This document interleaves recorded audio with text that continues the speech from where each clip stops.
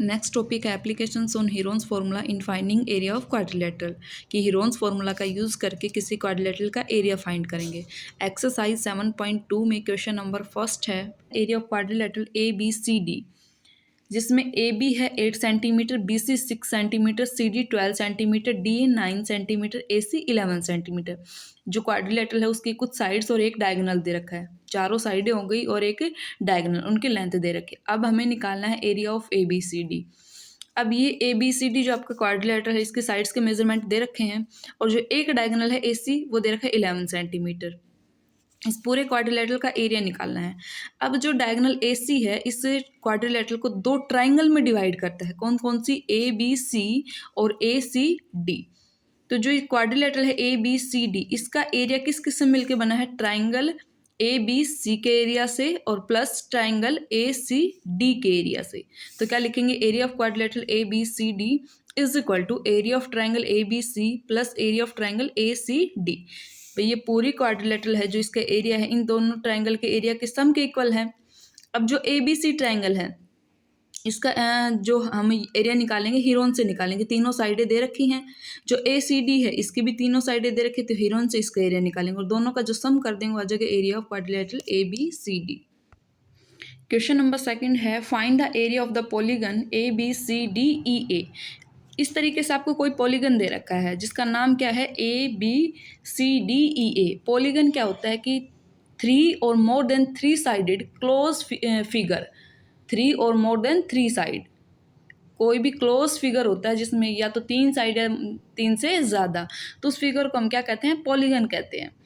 तो इस पॉलीगन का हमें एरिया फाइंड करना है। इसमें दे क्या क्या रखा है कि ए बी है वो आपका कितना है, 360 मीटर है, बी सी है 200 मीटर, और जो सी डी है वो है 320 मीटर, और जो ये आपका ए सी है ये है 240 मीटर, और जो पूरा ए डी है ये है 400 मीटर।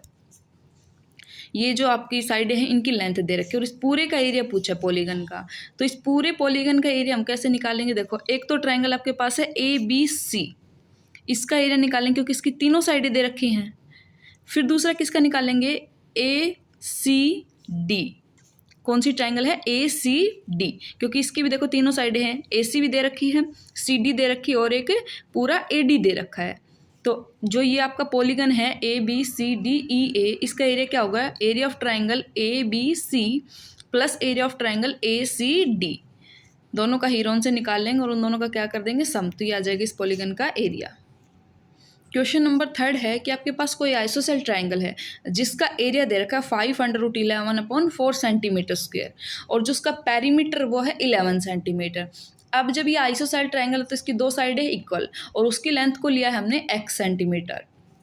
जो जो इक्वल साइडें हैं दोनों ये वाली, इनकी लेंथ को लिया है x सेंटीमीटर। जो थर्ड साइड है वो कितनी आएगी, देखो A B plus B C plus C A, ये किसके इक्वल है, 11 के इक्वल, क्योंकि जो पेरीमीटर होता है तीनों साइडों की लेंथ का सम होता है। अब देखो x प्लस x और इसको प्लस क्या कर दें, B C is equal to 11, x plus B C is equal to 11। तो x प्लस एक्स कितना हो जाएगा, 2x plus B C is equal to 11। हमें किसकी लेंथ चाहिए, बी सी की चाहिए, तो 2x को हम कहाँ भेज देंगे, राइट में भेज देंगे। तो B C is equal to क्या आएगा, 11 माइनस 2x। ये आ जाइए आपकी थर्ड साइड, दो साइडें ये हो गई और थर्ड साइड ये आ गई, ये पेरीमीटर से निकाली हमने। अब क्या कह रहा है कि इसका जो बेस है इस BC की लेंथ को फाइंड करना है, और जो BC है वो हमारा कितना है, 11 माइनस 2x। x यहाँ अननोन है तो मतलब x की वैल्यू निकालनी है। अब x की वैल्यू कैसे है, देखो एरिया दे रखा है 5√11/4। अब हम यहाँ एरिया का फॉर्मूला निकालेंगे, तो पहले हमें क्या चाहिए, सेमी पेरीमीटर चाहिए हीरोन्स के लिए। तो सेमी पेरीमीटर क्या होगा, पेरीमीटर दे रखा है 11, तो सेमी पेरीमीटर आ जाएगा 11/2। अब फॉर्मूला लगाएंगे, एरिया इज इक्वल टू क्या होता है, एस माइनस ए, एस माइनस बी और एस माइनस सी। ये आपका एस 11/2, एस माइनस ए कितना है एक्स, बी कितना है एक्स, और जो सी है वो आपका 11 माइनस 2x लिखेंगे ऐसे। फिर क्या करना है, इन सब का तीनों का क्या लेंगे, एलसीएम लेंगे। तो ये 11/2 यहाँ आएगा 11 माइनस 2x, और पूरे के नीचे कितना 2, ऐसे इसमें 11 माइनस 2x डिवाइडेड बाई 2, और यहाँ क्या आएगा 11, ये ब्रैकेट के बाहर नेगेटिव है तो ये नेगेटिव और ये नेगेटिव नेगेटिव पॉजिटिव, एलसीएम लेोगे तो आपका इस तरीके से आएगा 4x माइनस 11/2।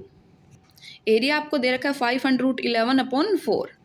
अब देखो ये कितना है, 2 × 2, 2 बार अंडर रूट के अंदर 2 है तो एक बार बाहर आएगा, ऐसे ही ये यहाँ से आ जाएगा तो कितना आएगा 4 बाहर आ गया, अंदर बचा 11 × 11 - 2x, 11 - 2x 4x - 11, दोनों साइड डिवाइड में 4 है तो 4 से 4 कैंसिल। अब हमें इस अंडर रूट को हटाना है तो दोनों साइड क्या कर देंगे, स्क्वायर कर देंगे। जब दोनों साइड स्क्वायर करेंगे तो क्या करेंगे, ये आएगा 25 × 11, 25 × 11, यहाँ क्या आएगा 11 × 11 - 2x, 11 - 2x और 4x - 11, दोनों साइड 11 है कैंसिल हो जाएगा तो आपके पास बचेगा 25 = 11 - 2x, 11 - 2x 4x - 11। अब हम क्या करेंगे, इन तीनों को मल्टीप्लाई कर देंगे एक दूसरे से। जब इन तीनों को मल्टीप्लाई करेंगे एक दूसरे से तो ये कुछ इस तरीके का आएगा, 16x³ - 220x² + 968x - 1331 = 25। फिर क्या करेंगे, जो 25 राइट में था उसको लेफ्ट में भेज दिया तो ये आएगा 16x³ - 220x² + 968x माइनस, जब 25 को उधर भेजा तो वो भी नेगेटिव, जोड़ेंगे तो दोनों कैसे आ जाएंगे, -1356 = 0। अब देखो इस पूरे से क्या कॉमन आ रहा है, 4 कॉमन आ रहा है तो 4 कॉमन लेके कहाँ चला जाएगा, 0 में चला जाएगा। जब 4 कॉमन लेने के बाद आपके पास बचता है 4x³ - 55x² + 242x - 339 = 0। अब हमने जब सेकंड चैप्टर पढ़ा था तो वहाँ क्यूबिक पोलिनोमियल के फैक्टर बनाने सीखे थे, क्योंकि देखो यहाँ जो वेरिएबल है x और उसकी हाईएस्ट पावर कितनी है 3 है, तो ये कैसी है इक्वेशन, क्यूबिक इक्वेशन है। जब हमने क्यूबिक पोलिनोमियल पढ़ा तो वहाँ उसके फैक्टर बनाने सीखे थे, और फैक्टर कैसे बनाए थे कि उसकी जो कॉन्स्टेंट टर्म है उसकी कांस्टेंट टर्म के पहले फैक्टर पता कर लें कि हम इस जो हमारी कांस्टेंट टर्म इसके फैक्टर क्या है। तो हमारी जो कांस्टेंट टर्म वो है 339, तो इसके फैक्टर क्या आएंगे +-1 और +-3, इस तरीके से आप फाइंड करेंगे। तो जब हम चेक करेंगे वहाँ क्या करते थे, चेक करते थे कि कौन सी वैल्यू इस कांस्टेंट टर्म की, कौन सा फैक्टर इस इक्वेशन को सेटिस्फाई करता है, मतलब जो फैक्टर है इसका x की जगह पुट करने के बाद ये पूरी वैल्यू कितनी आ जाए, 0। जहाँ पे 0 आ जाता था तो वो हमारा एक फैक्टर हो जाता था। क्या करते थे कि जो कांस्टेंट टर्म है उसके फैक्टर फाइंड करते थे, ठीक है। फैक्टर फाइंड करने के बाद वो जो फैक्टर थे इसमें पुट करके देखते थे, जिस पे इस इक्वेशन की वैल्यू कितनी आ जाती थी, 0, तो इसका एक फैक्टर हो जाता था। तो जब हम इसके फैक्टर फाइंड करेंगे तो एक मान लेते कि इसका क्या है कि +-1 है, फिर है +-3, ऐसे आप चेक करेंगे। तो जो हम क्या करेंगे कि इसका जो 3 पे +3 पे इसकी वैल्यू कितनी आती है, 0 आती है। तो मतलब जो +3 इस इक्वेशन को सेटिस्फाई करता है कि जहाँ जहाँ x वहाँ 3 पुट करने के बाद वैल्यू कितनी देता है, 0। तो मतलब x = 3 इसका एक फैक्टर आ गया, x = 3 इसका एक फैक्टर आ गया। तो x की वैल्यू कितनी आ गई, 3। तो हमारा बेस था वो क्या था, 11 - 2x। तो पुट करेंगे 11 - 2 × 3 कितना आएगा, 11 - 6, तो ये कितना आ जाएगा 5 सेंटीमीटर। तो आपका बेस था वो आ जाएगा 5 सेंटीमीटर।